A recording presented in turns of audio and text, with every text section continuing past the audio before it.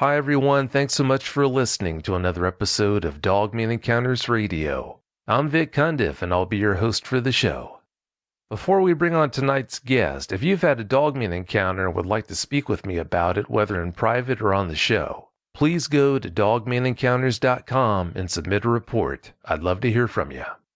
If you've had a Sasquatch sighting and would like to be a guest on Bigfoot Eyewitness Radio, please go to bigfooteyewitness.com and submit a report. Hey everyone, I hope you're all having a great night. Thanks as always so much for listening. You know I appreciate you. Before we start tonight's show, I want to share two things with you. On last week's show, at about the 15-minute mark or so, there was a strange sound that a lot of people listening thought was a growl that I had inserted as some kind of a special sound effect. Leonie had her window open when she was doing the interview, and that was just a motorcycle starting up on the street and pulling away. It just happened to sound like a growl. That's all there was to it. Talking about tonight's show, I had 3 separate eyewitnesses lined up at various times to interview for tonight's show, but unfortunately for various reasons they weren't able to do it. The first eyewitness just flat out no-showed me, the second one unfortunately came down with the flu, and the third one's in the hospital right now. So yeah, it's been a rough week, but nonetheless the show must go on, so I still put together a show. It's a show of past interviews, but it's still a show nonetheless. This first encounter was from a special episode titled Nightmare Experience. This is around 2001. I was a deputy sheriff in a rural county west of Washington, D.C., about 50 miles. About 8:30 at night, I was on patrol. The way our county is separated, there's like 4 different sectors, and I had the rural sector of the county. It was an animal disturbance call. Lots of times we have a dog warden, but they only work day hours. And the way a lot of the rural counties are, they have game wardens also, but they're sliced pretty thin. I think we had like 1 game warden that was covering 2 counties. So, unknown disturbance, possibly a bear. They sent me out to it. Took 8:30. It was a pretty bright night. Took me probably about 20-25 minutes to get it. It was on a rural end of the county, on a gravel road. It was a trailer. Pretty isolated. The next trailer was probably a quarter mile away. I pulled up, and there was a motion sensor light right in the driveway when I pulled up. Someone stepped on the porch.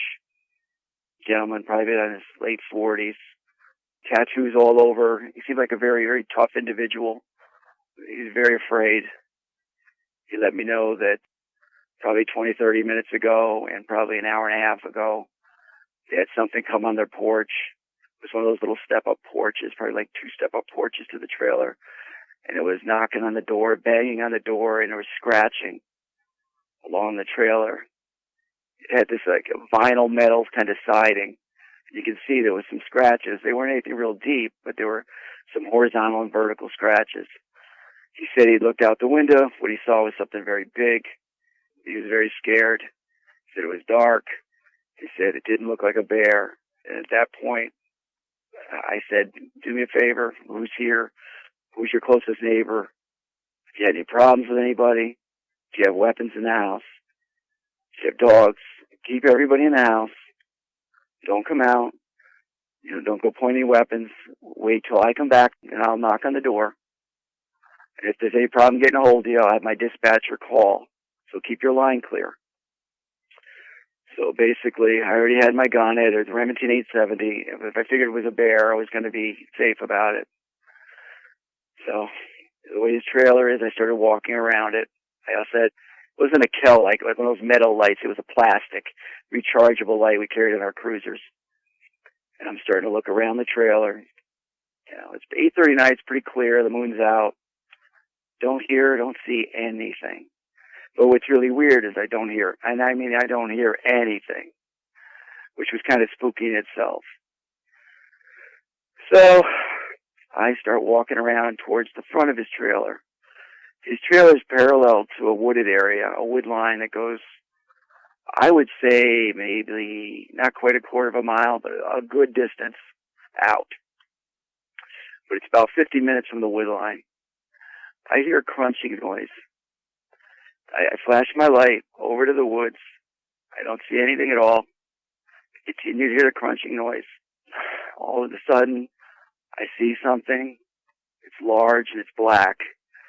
And it's very black and it's very tall. I flash the light on it and try to get an idea of what it even is. It's walking away from me parallel to the woods. I couldn't believe how tall it was. I thought maybe it was a bear. This thing, on my guesstimate from 45 feet away, was about 8 feet tall. It had very, very large proportions. I remember it had a big head. First I thought maybe that's a bear head. I flipped my light down. It had like bow-legged, like a dog's legs, the back of the legs of a dog. And I looked up, its waist was tapered. And I didn't run, but I walked a little faster. This thing wasn't even running, it was walking. But it was not huge strides, but it was walking. And I lit up the side of it. I noticed it had an elongated snout. I couldn't see any eyes. I saw the longest forearm I have ever seen in my entire life that extended from the body. And it had like claws that were like curled up. I could see them from 40-some feet away. And it's like this claw like brushed against the tree line. And you can hear all this because the leaves had fallen. This is like late November. I think it was late October, between October and November. And it was so dark when I lit it up with the light. I was so scared. It was just nothing registered to me. I was like, this is not what I'm seeing. I had my shotgun right on it in my left hand with the flashlight under the shotgun, possibly to shoot this thing, but it kept going away from me. I called out to it, tried to yell. It just didn't even speed up or move. I actually started to walk a little bit stupidly towards the wood line.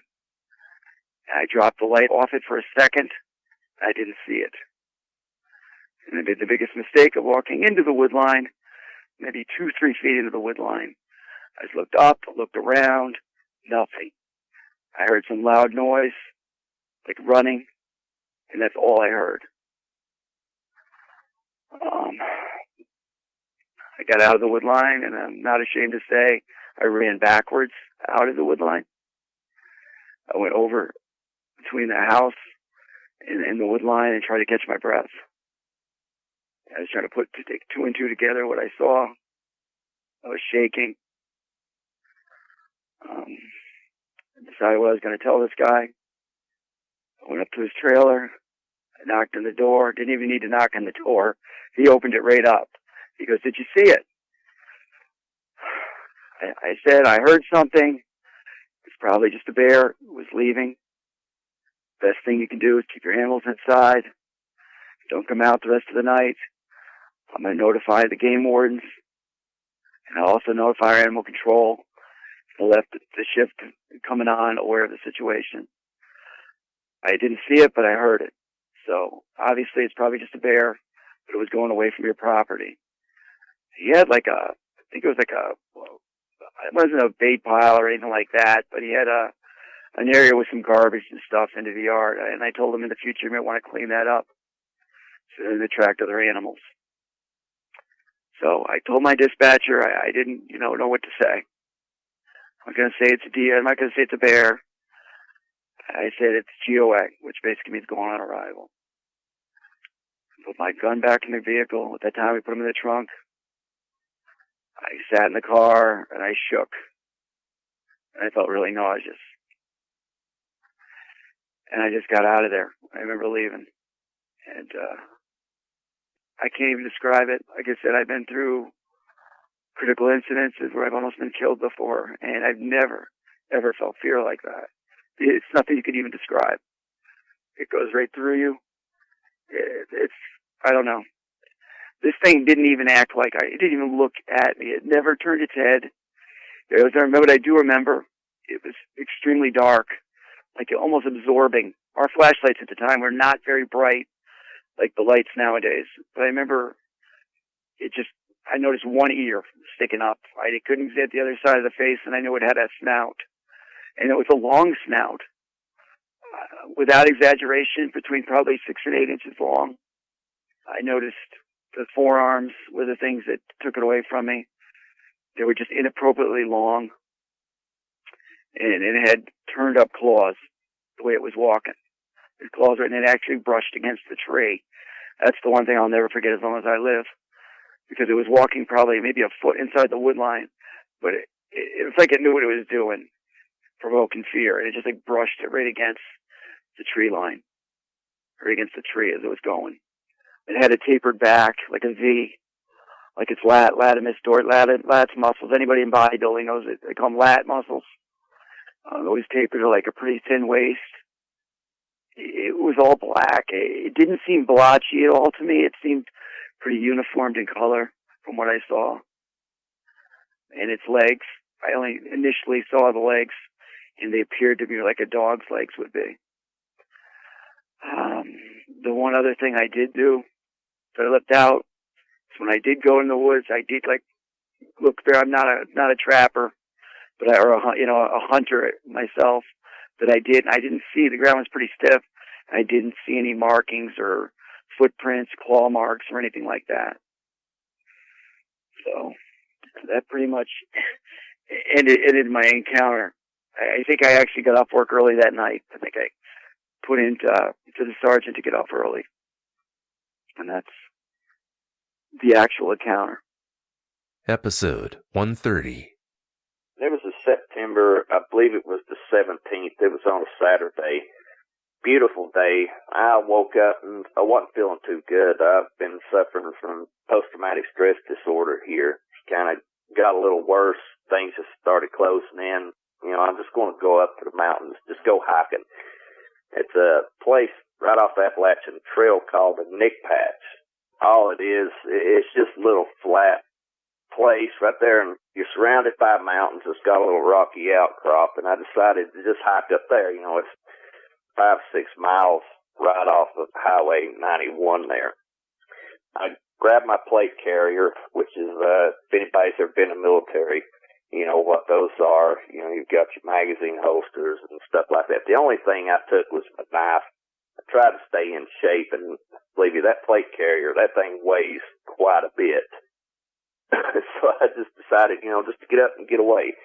I knew I was going to be up there overnight. So, I took some matches and a couple of MREs and just started hiking. It was beautiful. Like I said, there really wasn't a cloud in the sky. I would say it was around 70 to 75 degrees. So, just a beautiful day to be up in the mountains. So I was hiking about, 3 or 4 hours, and I passed some hikers coming in. Matter of fact, 2 sets. There was 2 females and a male, the last hikers I saw coming out, and it was starting to get pretty dark. So I decided to go ahead and set up camp for the night. So, I built a little fire and MRE and was just kind of chilling. Birds are singing, squirrels getting ready to bed down. If there's any hunters out there, you know how they act, right before they get up in their nest and bed down.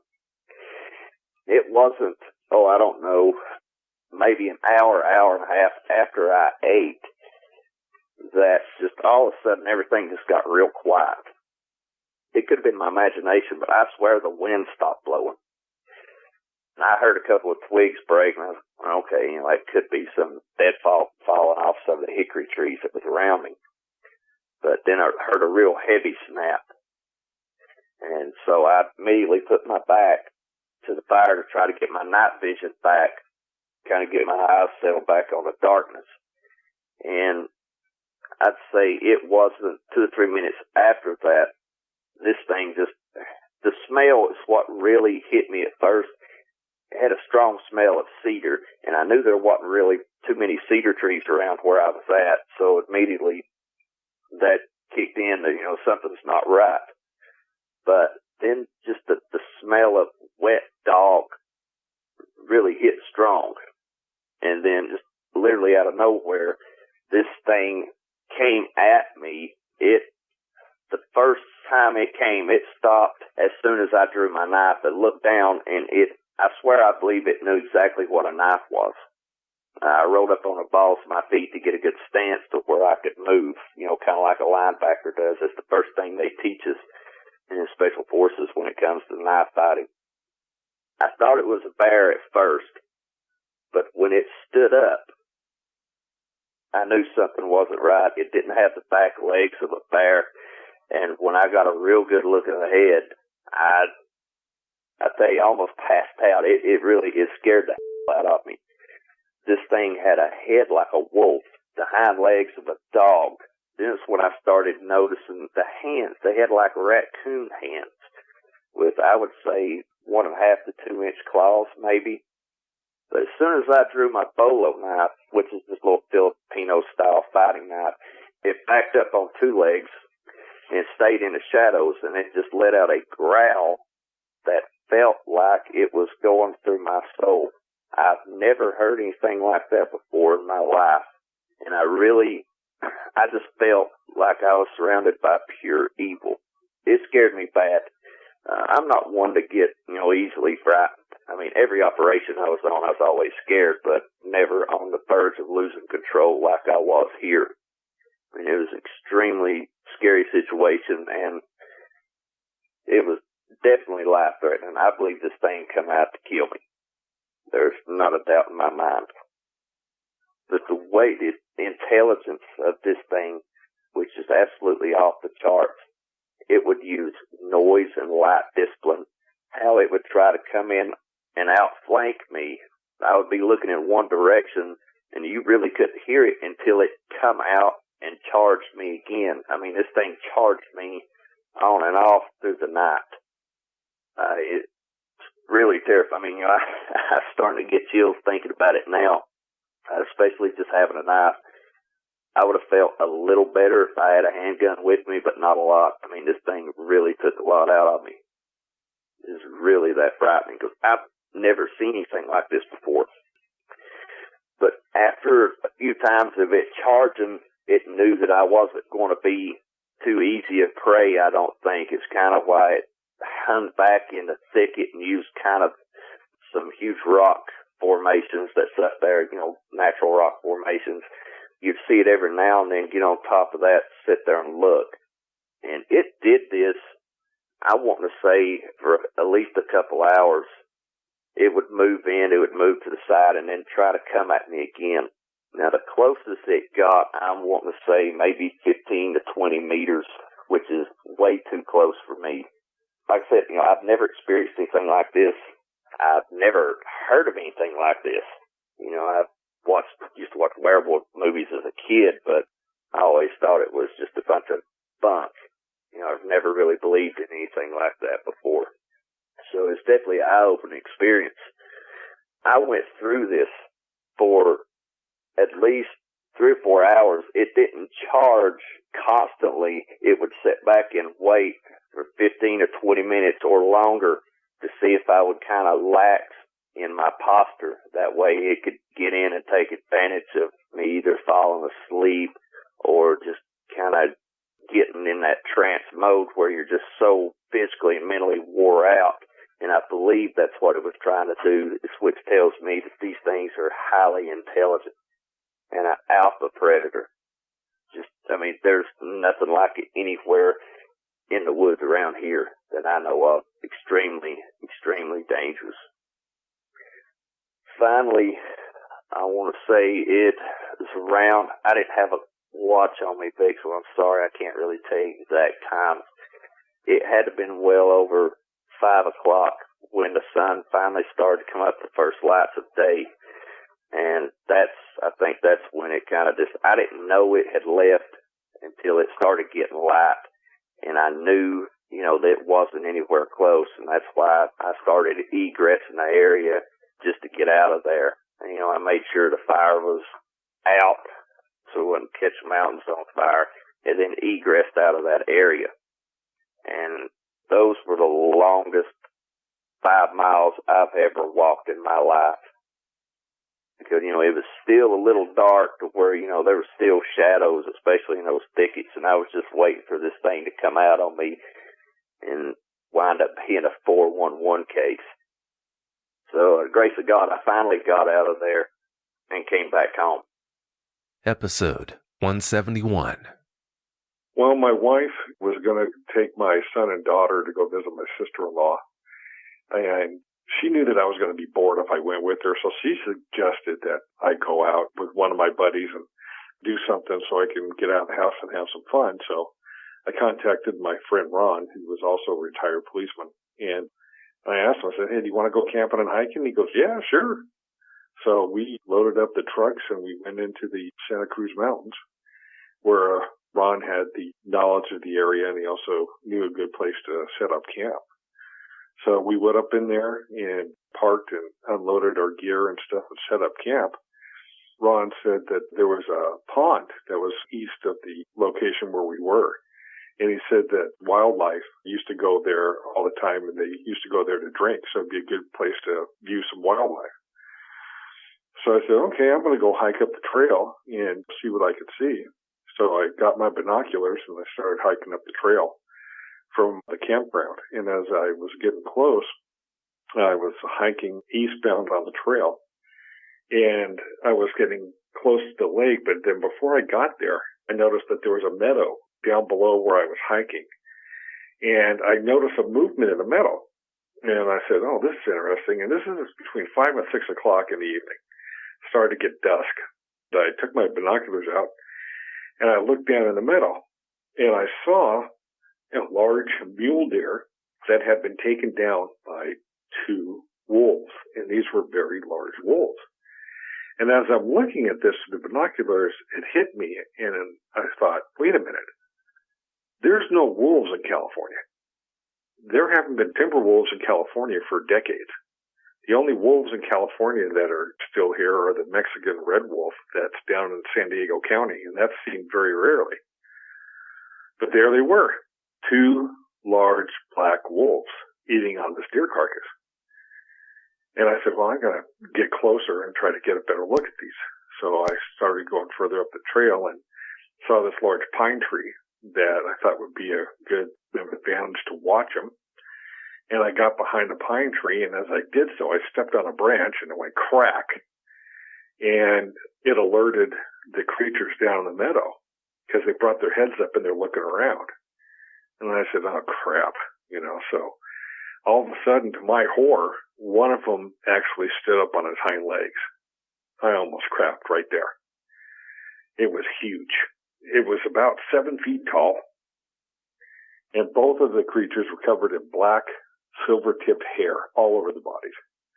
They both had large, black, bushy tails. The one that stood up was just huge, had big, huge chest. But then I noticed that the legs were man-like. They were not dog-like at all. Large and muscular. Had very long arms, not paws, had arms. Man-like hands that had claws coming out the edge of the hands. I was thinking, oh my gosh, it's a werewolf.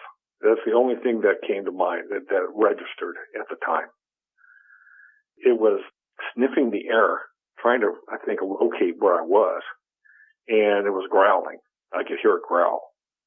And I could actually see with my binoculars the blood of the deer on its muzzle. And had ears on the top of its head, just like a wolf. And like I said, I've been an outdoorsman my entire life. Hunter, hiker. I know what the animals of the forest look like. I've never seen anything like this before, ever. And standing on its legs like that, I was terrified. And I actually got my weapon out, my off-duty weapon, and I put it down to my right side. And Ron started coming up the trail behind me. And I told him, I said, hey, be quiet.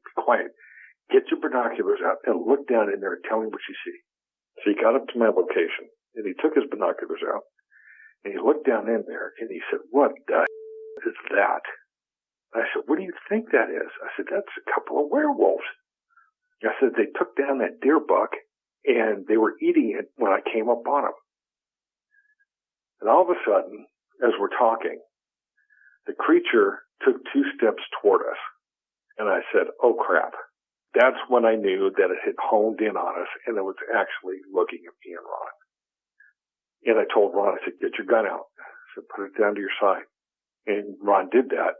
And the creature was growling, and you could hear it. It was like echoing through the meadow.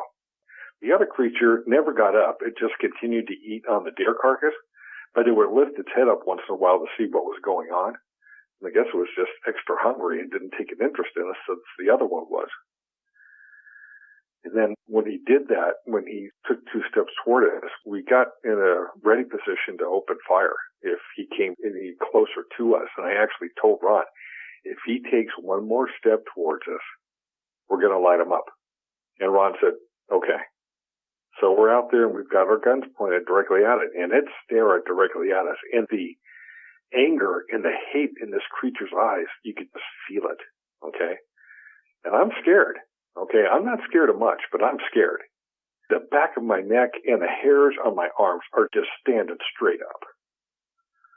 And all of a sudden, for no unknown reasons, they both turned their heads and they looked westward. I don't know what was out there that got their attention. If they got signaled by somebody, I don't know. And then the one that was standing got back on all fours. The other one was already on all fours, and they ran across the meadow and then into the forest to the north of the meadow and out of sight. And then Ron looked at me and he said, let's get that out of here. And I said, yes. So we didn't walk. We ran back to the camp, packed it up, got the stuff in the truck, and we got out of there. And on the way out down the trail, we actually heard a loud wolf howl. And I think it was probably about a quarter mile away. I'm guessing distances. As we drove out, we got out of there and we went home. And that was my encounter. Episode 211. This all started with a luncheon date that we had together.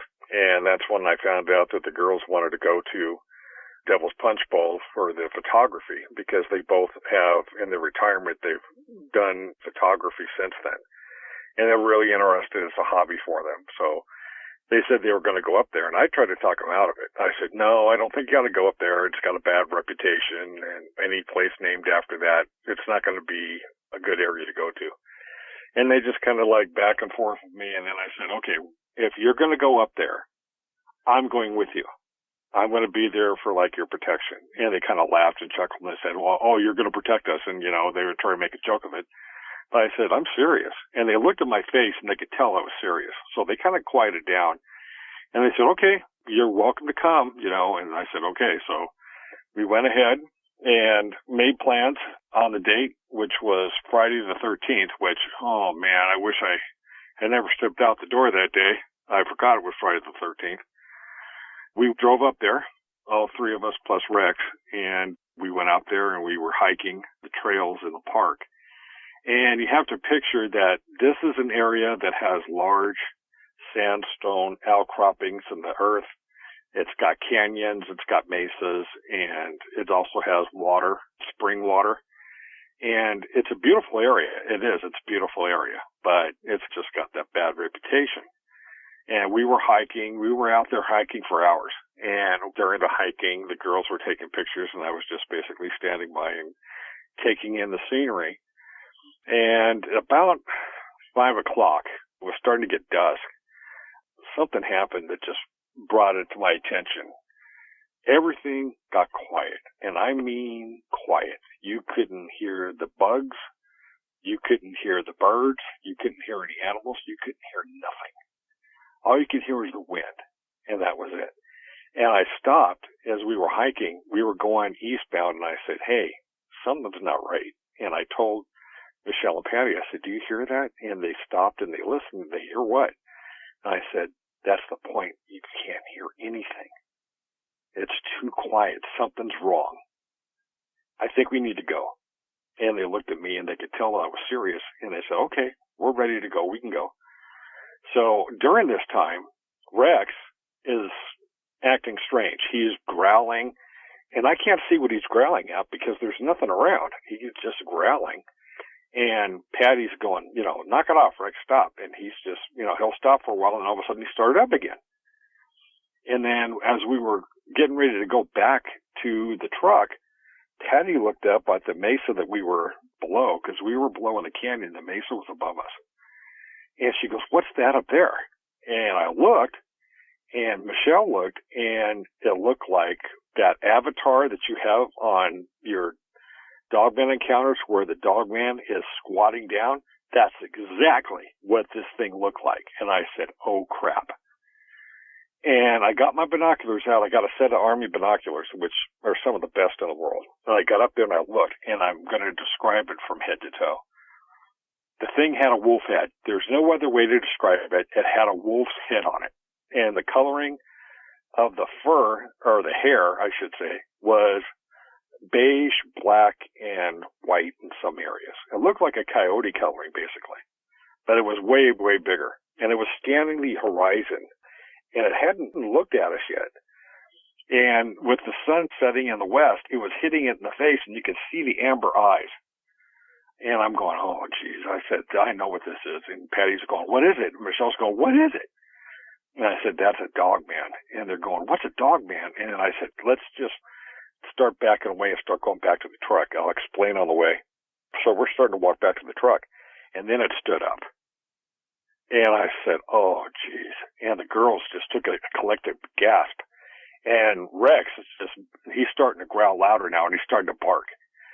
And the thing stood up, and it looked down at us. And I'm thinking, oh, geez. 7 feet tall. I mean, shoulders, chest, just huge. Very thick. It had 2 arms and 2 legs, not 4 legs. 2 arms and 2 legs. The arms were long. The hands were man-like. They had claws coming out of the ends of the fingers. But this time, instead of like the first dogman I saw would have man legs, this didn't. This had dog-style legs with hocks. But they were larger. They were much larger. They weren't skinny. And the feet appeared to be longer. And they also had claws coming out of the toes. And all of a sudden, it howled. A low, moaning howl like in episode 84. It sounded just like that. And it just set my blood, just went cold. And I said, oh, my Lord, he's telling us to get out of here. And he's looking down at us, and all of a sudden, I noticed that next to him is a dead bobcat. There's a bobcat laying next to him on the left side of his foot. And I said, oh, he just killed that bobcat or something. And I explained that to Michelle and Patty. I said, there's a bobcat next to him. It's dead. And they're going, let's get out of here. And I said, okay. So we started going back and I said, you guys go first. I'm going to cover our back trail, and we're going to get to the truck and get out of here. Now, the creature, it's still standing. All of a sudden, it turns. It's still looking down at us, but then it like jogged or ran going south along the mesa, and then it was out of sight. And that's the time that I got scared the most. I'm not scared of much, but this scared the you-know-what out of me. Because when you can't see something after seeing it, you worry it's coming down to either attack you or something bad's going to happen. So we ran and basically jogged back to the truck. And during that time, I kept my eye on our back trail, make sure that nothing was going to sneak up on us. And then, because I'm thinking there might be another one, just like I had in my first encounter. There were 2. I'm thinking this thing might have a partner. Maybe that's what he was howling for. All these things are running through my mind. We get back to the truck. We just load our stuff back up in there and get Rex in there, and we get out of there. Just took off. And that's when I explained to Michelle and Patty, I said, listen, this isn't the first time I've seen one of these things. And they said, what? What are you talking about? And I said, me and Ron went camping a couple of years ago. I said, we saw 2 of them over in the Santa Cruz Mountains, but they didn't look like this one. They looked totally different. And they go, tell us about this. So I went through the story that me and Ron had. By the time we got back to the house, these girls were in shock. I mean, I felt so bad for them because this was a big shock to the system that I don't know if, it's going to take them a while to get over this, if they ever do. Because they were just going, Dan, we should have listened to you. We should have never came up here. I'm not the type that says I told you so, but I told her, I said, I hope you never come back up here again, ever, because I'm not going to. And Michelle said the same thing. She goes, don't even worry about it. I'm never coming back up here again. Are you kidding me? So, yeah, they told me that they will never go back up to that area again after what's happened and what they've seen and what they heard. I mean, that howl, that low, moaning howl. I don't know if it was a signal for other dogmen to come out. that was going through my mind. Everything starts going through your mind about a previous encounter. You just can't help it. It's like, oh my God, it's happening again. And it's just, that was the second encounter that I had. And it has an indelible impression on me, just like the last Dogman encounter we had, just like my Sasquatch one I had when I was younger. Same thing. That's what happened, Vic. Episode 204. My girlfriend Haley and I went to go visit our friend Devin and Emily. They're married. They knew that we like to do some urban exploring. So when we got there, our plans were just to have some dinner, hang out, and I think watch Weekend at Bernie's, if I remember correctly. And I remember we were going to have some spaghetti. So as we were sitting down, they said, let's go see this house and have a good time. You know, it's very small. It shouldn't take too long. Since I know you guys are into that, my friend Devin said, I think we can make this happen. And I asked him, how hard is it to get to? And is it going to be something that I should bring, like some gear for, like a flashlight and all this? And he goes, not really. Like I said, we're not going to be too long. It's going to be dark soon. So it was around 7:30. Well, at this time, it might have been 7 o'clock, 7:15. So we get to the house. It's within walking distance, but we decided to drive. So we hop in the car, and we go over to this house. It's just a few minutes down the road, maybe 2-3 minutes. And we park across the street. There's a little bit of a grass parking spot. It's off the road, so if anybody needed to pass, it wouldn't have caused any issues. So we sat there and waited. We looked at the house, and I said, let's go in. It looks fun. I asked them if they've went in before, and they had. They went in, I want to say, 2 weeks prior, and they were looking around, and they thought that the things that were inside, the cool items, would intrigue us. So we get out of the car, and we stand there. We basically group together. We grab our things, and we start walking up the driveway. And they show us where the entrance to the house is. Since everything else is boarded up, there is one window that they went in previously. They went in first, and I had Haley go in, and I went in last. So we collect in this little room. I think it was the living room because it had a fireplace. It was very big. It had a lot of empty bookshelves. The room was completely cleared out. There wasn't really anything there. It wasn't even very dusty. It seemed like there was quite a breeze coming through, even though the place was quite boarded up. I remember the floors were quite shiny still. You know, they were still quite buffed. And when we went in, we could either go to another room or go straight to the kitchen and up the stairs. So we peered into the other room. There wasn't much into it. It was very dull, nothing much to it. It seemed like there was a bathroom up in the corner. We didn't bother. It seemed very empty, nothing to see. I like graffiti and things. I don't do it. I have no artistic skills, so I take pictures of it. I think it's neat. So I was looking around for it. I said, no, there's none here.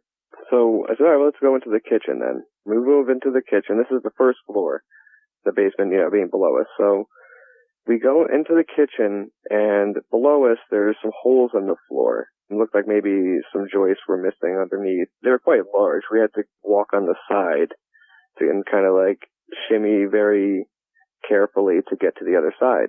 And I remember thinking when I was looking down into the hole, wow, what if something ran underneath, like I don't know, God knows what. Just what if something ran underneath us? It's the basement. It was just a scary thought, and nothing weird had even happened. It was just my gears turning. So I just remembered that, and we're creeping through, getting into the kitchen. The kitchen's full of knickknacks on the floor. It's like a big pile of junk, just stuff. And that's part of urban exploring, is just like getting to know the people that got to live there, what the place was used for. I like history. So I'm like, oh, that's neat. I'll have to look through that sometime. So we move up to the staircase, and it's just to the right as we're walking through. And up to the stairs, it's not a spiral, but it's like a 3-way staircase. It goes up, left, and then another left. And then you're up into another almost living room. So you're on the second floor. So we're moving up to it, and we're just walking around. I remember the floors were creaking so loud. It was like, it must have been some type of hardwood. The floor, it would echo throughout the house. And I remember at the time I was looking for some common house spiders, because this is, like I said, it's what I do. So I'm looking at the walls, I'm shining lights in corners, just trying to find anything odd, any weird creepy crawlers. I don't really see too much, a few things here and there. So I'm moving upstairs, we're all going, and we get to the second floor. It's very barren, yet again, nothing really going on in this floor. It's very big, and it wraps around, almost in an L shape. So we go into another room, and we see, oh, there's a staircase, but it's not a staircase, it's a pull-down ladder to get to the attic. So we didn't go up it, but we peered up, we looked, and we thought that was pretty neat. Oh, erase that, we did go up that one. I'm sorry, I did that last time too, we did go up this one. I apologize. So we went up there, the four of us, we went up very slowly, we tested the ladder. And I remember I was the lightest because I'm a very thin dude, so I peeked up because I wanted to make sure no one was going to put their head up into any bees' nests. This place has been abandoned for God knows how long at the time. I didn't look at the expired food things that were laying in the kitchen, which I had planned to. That was one of the first things I remember I wanted to do. But I remember looking into the attic, and there was a lot of stuff, a lot of empty boxes, a lot of cardboard. It was mostly old National Geographics, and I mean hundreds of National Geographic spanning from 1920s to when the house was abandoned. It had to have been the 60s was the last I remember reading. There was a lot of old paintings outside of frames. They looked like paintings that went with the frames, like old school inserts. So we were looking at that for a little while. I remember the girls stayed downstairs, and me and Devin, the husband, just went and kind of walked around for a couple minutes. It started to get dark, so they wanted to get back and eat. So we did that. We climbed back down. We ended up leaving out the way we came. We drove to their house, which is about 3 to 5 minutes tops. I couldn't remember exact, but it was very close. So we eat. We eventually head home, Haley and I, and we discuss, hey, why don't we come back one of these days and come back on our own and take our time, so this way we're not rushed by our friends. They weren't rushing us, but we felt that it was kind of more our hobby than theirs. So we were like, let's not burden our hangout with our interests, and we'll do something that we all like that day, and then this time we'll go. So we took a week, I don't know, maybe a couple weeks later, maybe even less, maybe a week. Haley and I took out some backpacks, some flashlights, headlamps, and we set out for Peekskill. And this is about 40 minutes from where we live, 45. It's a little bit of a hike. If there's traffic, it can take up to an hour. So we head out. It was a very similar night to the night when we found the place with our friends. So it was very cool. It was very late in the summer night. And we go in, we try to be a little quiet. We did that as well the first time because there's no posted signs, but we're not sure if anybody's going to have a problem with us coming. We didn't really think of disturbing anything else. So we creep up to the house. We'll make sure we're not stepping in anything that's going to crack or make too much noise.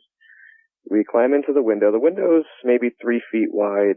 It's a short window, the one on the porch, and it's, I want to say, a foot off the ground. It's very, very short off the ground. We climb through, and we head in to the kitchen, because my first exciting thought was to go into the kitchen.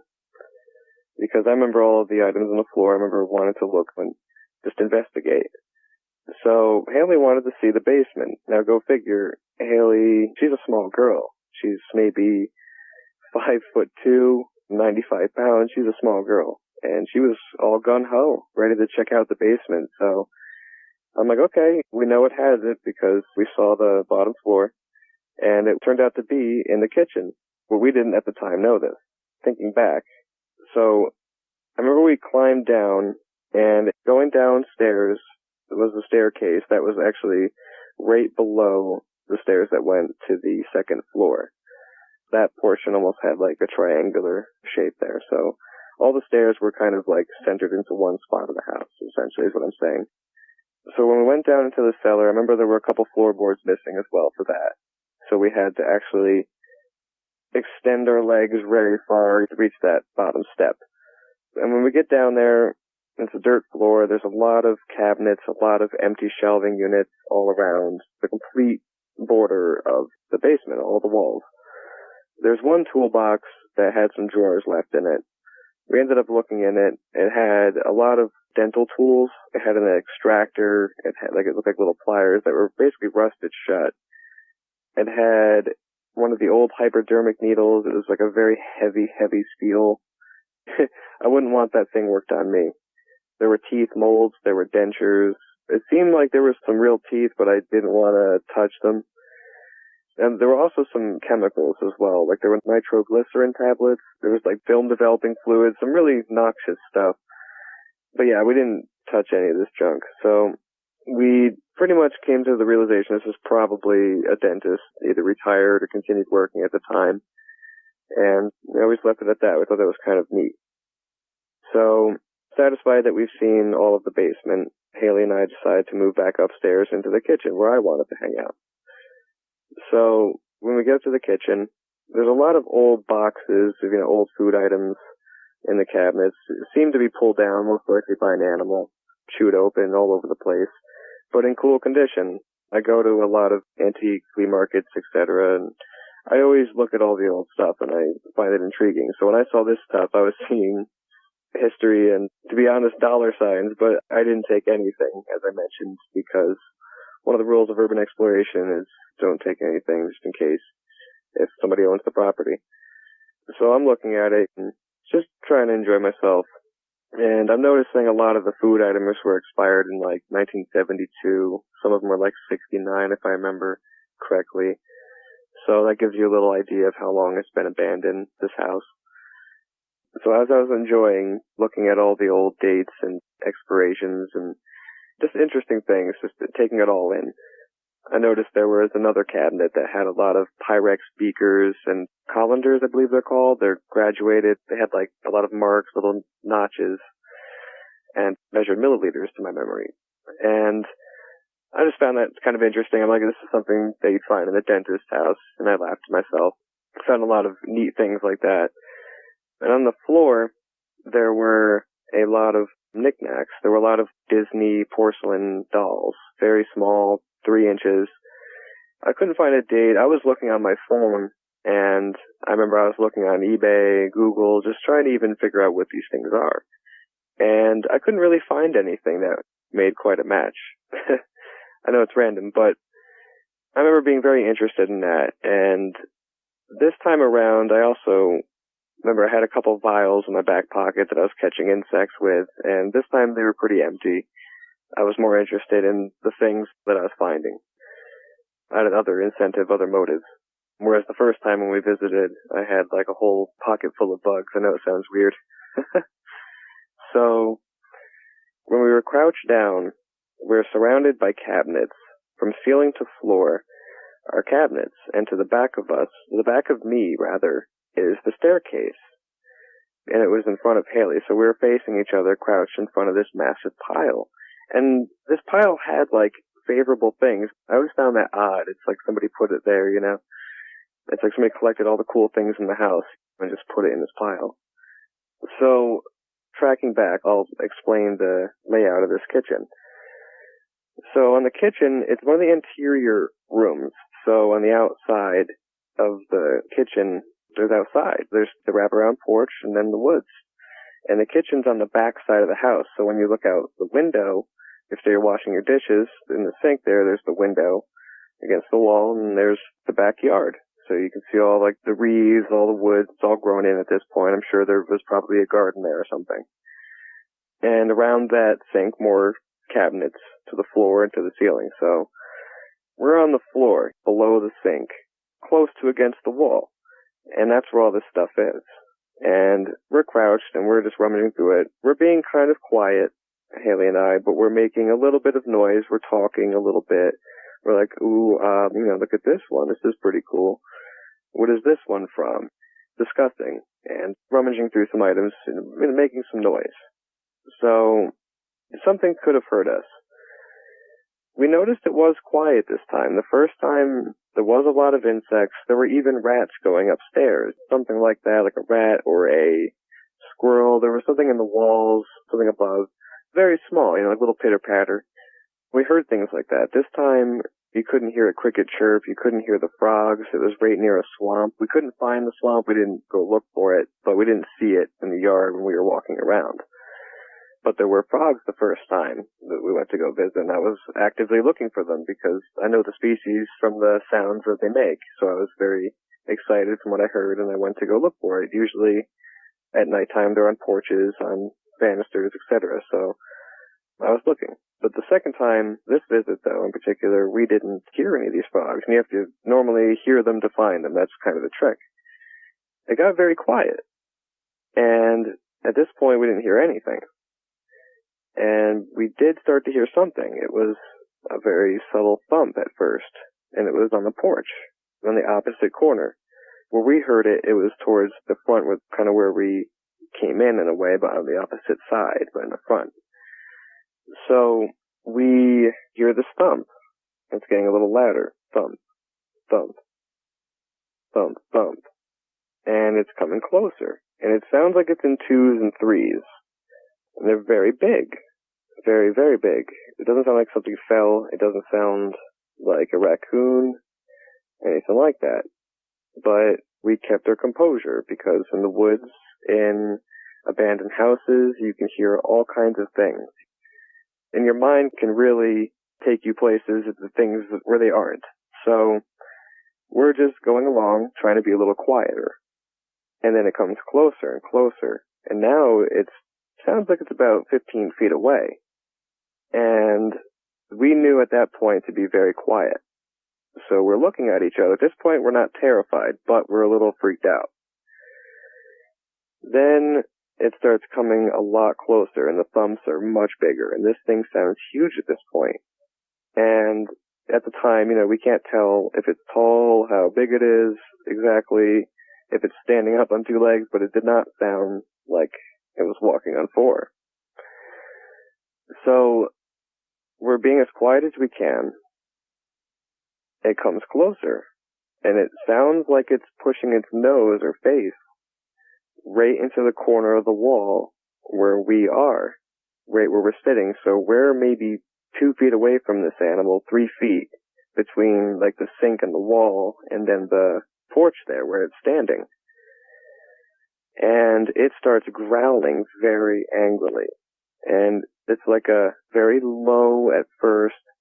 It started very low, very deep though, and very long. It wasn't like huffs and humps like I've heard bear do, because we've had them on our porch at home. We've had them rummage through our garbage cans. We've had an instance where they were pulling a big bag of sunflower seeds all over the yard. We ended up having sunflowers all over the yard. My point is I hear them all the time, and this was not that. This animal or thing, it was very, very angry, and the growls sounded, I don't know what they sounded like, but I've never heard it before. Since then I've looked it up online, trying to match it, trying to find local sounds of animals, even things that don't live around here, and nothing sounded exactly like it. But it was just very long, drawn out, very guttural, and it just wouldn't stop. And it was very persistent on letting us know that it was right there. And it just kept pushing. It sounded like it was scratching where it was on the floor, trying to like push closer to the wall, because we kept hearing the bump against the wall just right where we were, like it was listening and trying to position itself. That's the best I can, when I picture what it was doing, that's what it was doing. So at this point, Haley and I are an absolute terror. She's grabbing me by the arm, by like the wrist, and she won't let go. And every time it growls, she squeezes a little bit deeper, and I feel her nails at this point. It was a good 2 to 3 minutes. It felt a lot long. It felt like longer, but in reality, it had to have been going a good 2 to 3 minutes of just, and it walked back at one point, like walked away for maybe 2-3 feet, and then paced away for just a second, came back, and then kept doing it. And I'll never forget that. And it just kept growling, and then it stopped because out of nowhere, I remember I turned off my headlamp, or Haley turned off her headlamp. It prompted me to turn mine off. And it was eventually complete darkness. It was dark out by this point in the night. It was dark. We couldn't see each other. And that was the worst part. You know, it was the complete darkness, and then hearing it just stop growling for a second. And then it sounded like it stood up, because the way the floor creaked, and it put its hands or arms, whatever, paws, I couldn't tell you, on the wall. And when it sounded like it grabbed onto the wall, because you heard a clicking sound, like a claw, like a hand, you know, some sort of like a scratching sound when it grabbed onto the wall. And when it grabbed onto the wall, it was like in the middle, like from the floor to the ceiling. Like it was tall, you know, like it grabbed right up. Now we were crouched down. It could have been much higher. It's very hard to tell when it's a thump like that. But it grabbed up tall and kicked. It sounded like off the side of the wall and was up on the roof in 2 thud sounds.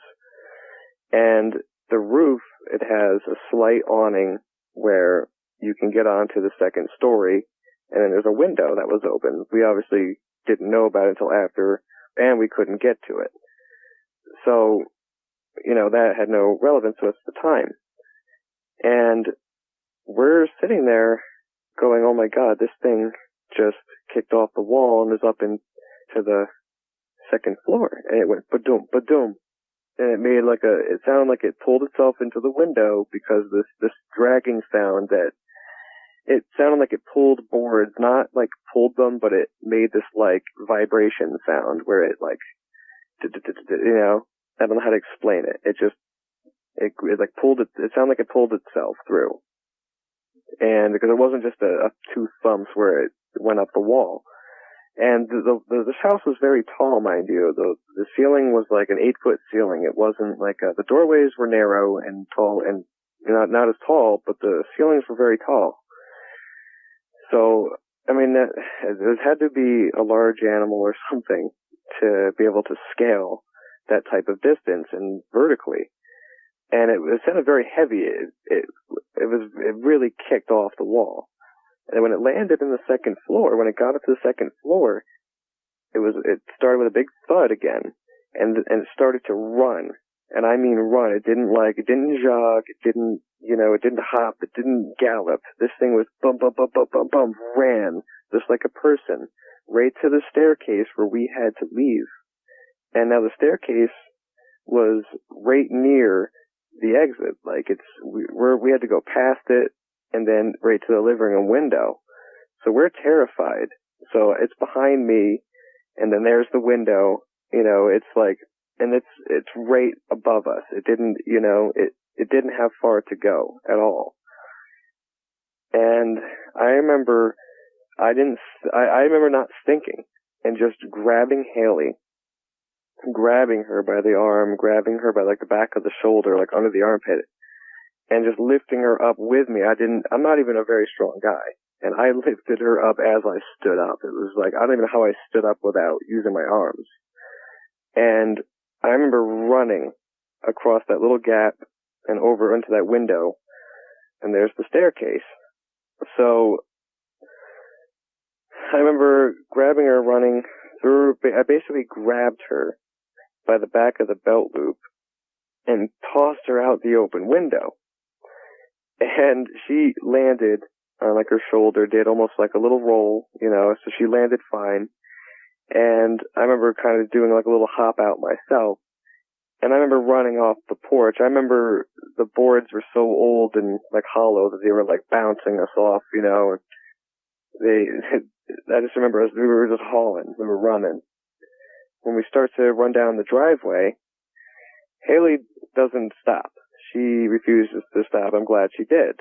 She followed the smart instinct of keep going. And for some stupid reason, I decided I'm going to stop and look. Not just look, but stop and look.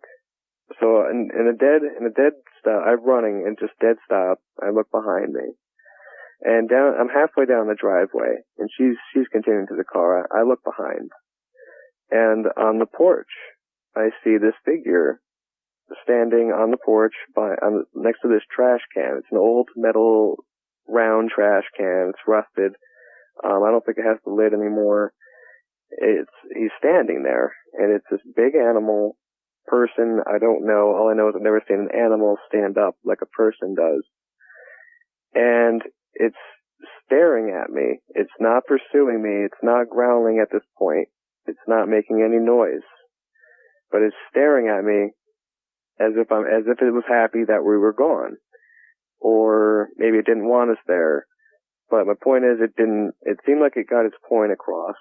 And it just didn't want anything further, it seemed. But I thought I was going to absolutely die. I've never seen anything like it. I didn't see eyes. I didn't see ears. I did see that it was very dark, very thick fur. I still got goosebumps. Every time I get goosebumps. And it didn't have a very big neck. It seemed too small and thin to be like a Sasquatch. And at the time, I didn't even think that. But looking back, I remember days on, I wondered, and no, I said that just didn't even fit, what they say, they look like. And I literally just crossed that off as an option since that day.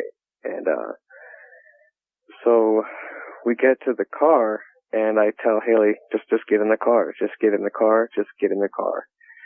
Stay in, because at this point she's waiting for me. She didn't get in. She was, she's getting the car started up. She's outside of the car. She's like smacking the top of the car, and you could barely see her, behind it. You could see a little arm going, hurry up, smacking the roof of the car.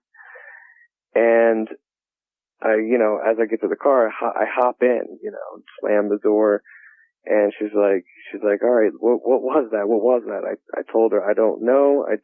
Let's just get the out of here. Let's just go home. Let's just go. We barely spoke about it the whole ride home. We didn't talk about it. And I remember the ride was very silent, very awkward. It was almost as if we didn't believe what we saw at the time, or we were in shock. And yeah, it was a very quiet ride home. I didn't tell her about what happened, about when I saw, because she didn't see the animal person. She didn't see it because she was in the car, and I didn't even point it out. I wanted to go. I wasn't going to go, oh, well, look at that. It's like we're at the zoo, now that we're in the safety of our car. No, let's go. I for some reason at the time, because I thought maybe she saw it, but she didn't find out about it until when the next day I was talking to my mother and I was explaining to her what happened, and she didn't give me the look of disbelief necessarily. She believed that I believed what I saw, I think, because my mom's very open-minded. She really believes that there's more to things than what meets the eye. But she was also like, yeah, well, maybe you shouldn't be going to those houses anymore. Maybe you shouldn't be doing that anymore. She's always been looking for an excuse for me to stop doing anything dangerous, like a mother would, She's a good mom. But I explained to her how I saw this thing, and that was the part I didn't want to say. I wanted to kind of leave out, but it was so fresh and so new and so real, I had to tell her. But I almost regretted that, because that was when she gave me the look, well, maybe you shouldn't go to those houses. And then Haley said, you saw something? I said, yes. I said, I saw something standing on the porch. And that it changed the whole dynamic of the whole story at that point, and everything changed from there. Well, that was the last encounter for tonight's show. Thanks as always so much for listening, and have a great night. If you've had a Dogman encounter of your own and would like to speak with me, whether in private or on the show, please go to dogmanencounters.com and submit a report. I'd love to hear from you.